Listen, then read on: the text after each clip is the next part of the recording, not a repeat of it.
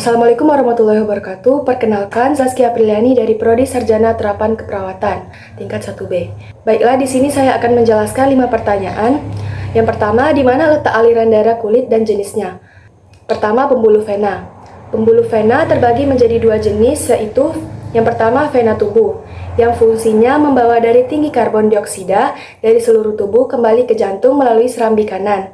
Yang kedua, vena paru-paru atau pulmonalis, yang berfungsi membawa darah dengan kandungan oksigen yang tinggi dari paru-paru ke jantung.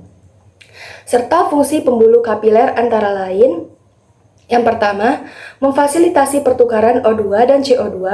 Yang kedua, menukar cairan dan nutrisi. Yang ketiga, mendukung aliran darah ke seluruh tubuh. Baiklah, selanjutnya pertanyaan yang kedua, kenapa terjadinya alergi? Alergi biasanya muncul saat sistem kekebalan tubuh bereaksi terhadap alergi yang dianggap berbahaya walau sebenarnya tidak. Maka terbentuklah antibodi yang disebut hemoglobulin. Zat yang menyebabkan alergi juga dapat berbeda pada setiap orang, seperti alergi dingin, debu, dan lain-lain.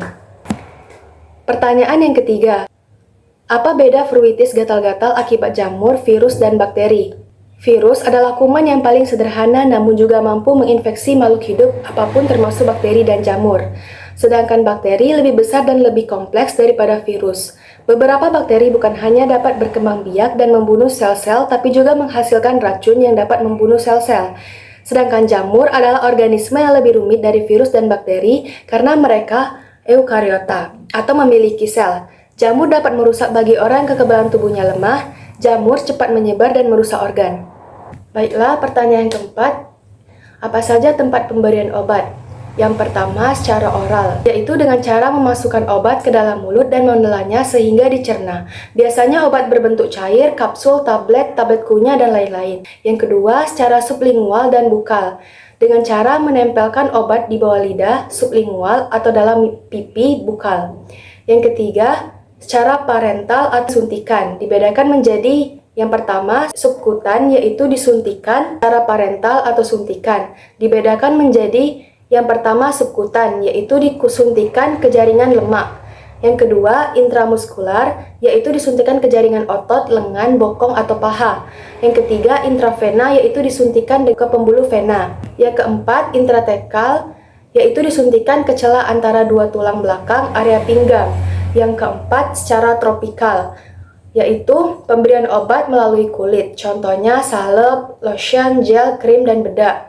Yang kelima, secara rektal, yaitu pemberian obat melalui dubur.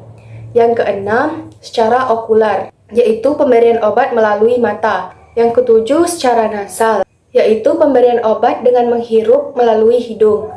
Yang kedelapan, secara inhalasi, yaitu menghirup obat melalui uap pada mulut. Secara vaginal, yaitu pemberian obat secara perlahan melalui dinding vagina.